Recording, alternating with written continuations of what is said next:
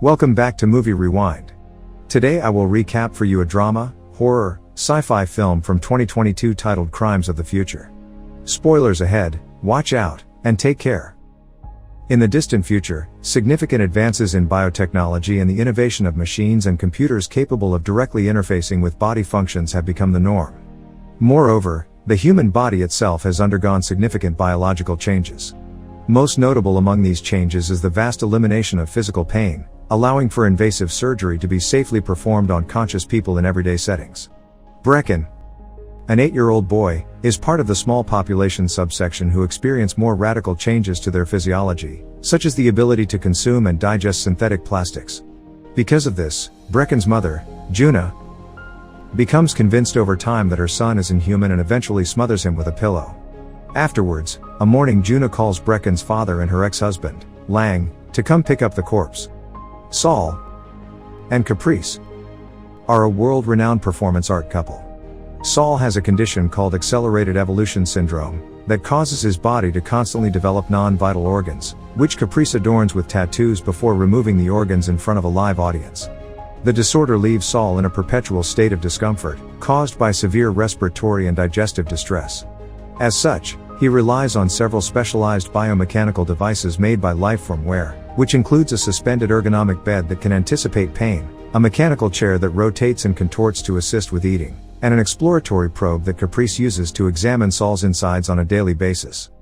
The changing times have also necessitated new regulatory agencies. Saul and Caprice travel to the National Organ Registry, an underground governmental office created to enforce restrictions on human evolution by documenting and storing new organs. The agents in charge of the registry, Whippet, and his peculiar colleague, Timlin, conduct an initial examination in their office, which leaves them fascinated by Saul's anatomy. Saul invites the agents to their next performance, which Caprice suggests was a bad idea, but Saul seems fond of Timlin despite her oddities. Later that afternoon, 2 technicians from Lifeformware, Router and Burst, are sent to perform maintenance on Saul's bed. While recalibrating the software, Burst notes that Saul owns one of the company's SARC units, causing Router to stop what she's doing and confirm. The SARC unit is a discontinued, yet exceedingly advanced piece of equipment, which was originally developed to assist with autopsies. Saul's device, which Caprice refers to as her paintbrush, is a modified version of the SARC for use in their performance art shows. That evening, the 2 technicians attend the live performance and witness the modified SARC in action. Controlling the machine remotely, Caprice creates an incision in Saul's abdomen and removes a vestigial organ, an experience which he finds erotic in nature. Timlin is similarly stimulated by the exhibition, prompting her to nervously approach Saul at the after-show party. She leans in close to whisper that surgery is the new sex, a sentiment that Saul seems to agree with. Elsewhere at the party, Brecken's father, Lang, stands by himself, observing, and briefly sets down the candy bar he is eating to take a drink.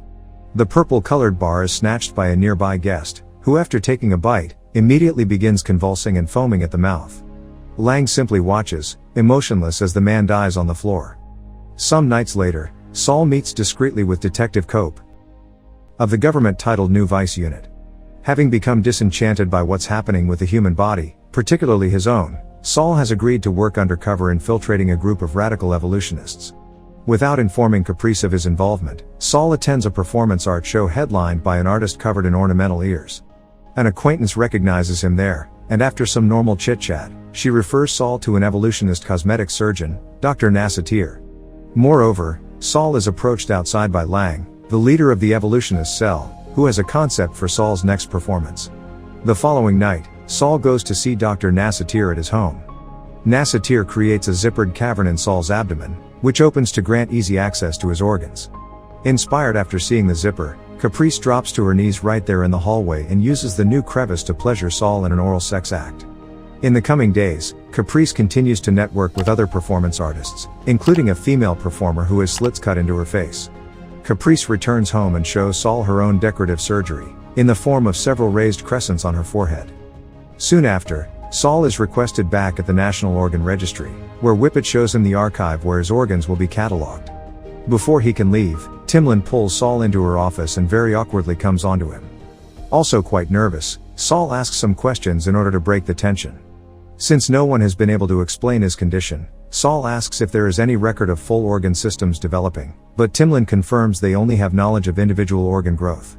She asks Saul if he thinks it is possible, alluding to biological evolution, though she stops herself before saying the actual word.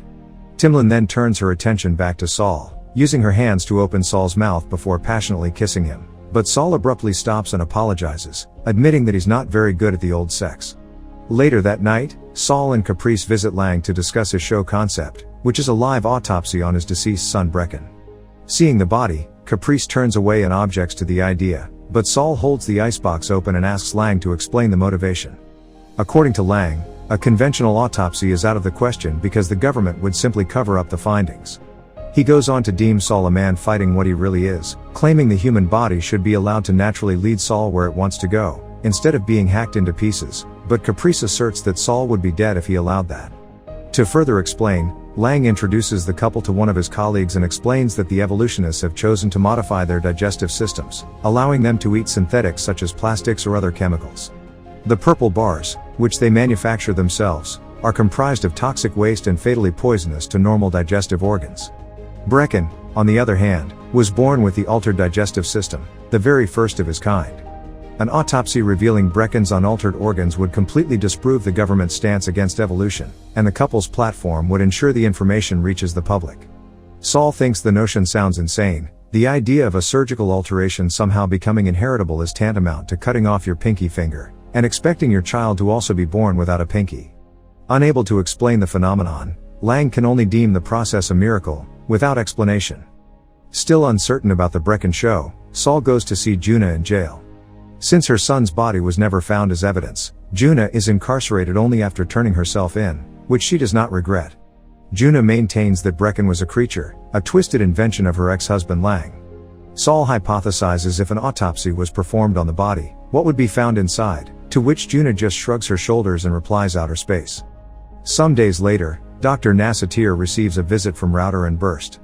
Although he is confused as to the reason for the visit, they enter Nassatir's home under the guise of routine device maintenance, and kill the doctor by drilling a hole through his temple. Meanwhile, Saul and Caprice have agreed to move forward with the Brecken show. Saul expertly operates the Sark, while Caprice provides a dramatic narration. However, the procedure reveals a collection of sloppily stitched organs, which draws gasps from the audience. Caprice turns her attention towards a stunned Lang, who tearfully runs out of the auditorium from embarrassment. Even Saul is shocked by the findings. Outside the performance hall, Lang sits down on the stairs to gather himself. Router and Burst follow Lang there and assassinate him the same way they killed Dr. Nassatir, utilizing their 2 power drills to bore through his skull. Soon after, Saul meets with Detective Cope and confronts him about the findings. The organs found in Brecken were so poorly attached that they could only have been inserted post-mortem. Cope admits that Brecken's digestive system was found intact, and unlike anything they have seen before. It was Timlin who haphazardly replaced Brecken's organs to prevent the public from learning the truth about evolutionary advances. Saul is also then informed of Lang's death, and although saddened by his passing, Saul comments that it is probably what the cause needs. Cope points out that Saul sounds like one of them, referring to the evolutionists, but Saul doesn't reply and instead turns and walks away. The following day, Saul struggles in his chair, unable to get any food down. At Saul's request, Caprice retrieves one of the purple bars, and Saul says it's time to try it before anxiously taking a bite. With Caprice standing by recording, the chair is finally silenced, and Saul sheds a peaceful tear as he smiles. Okay guys, thank you for watching. Please leave a like on the video, and subscribe to the channel to see more.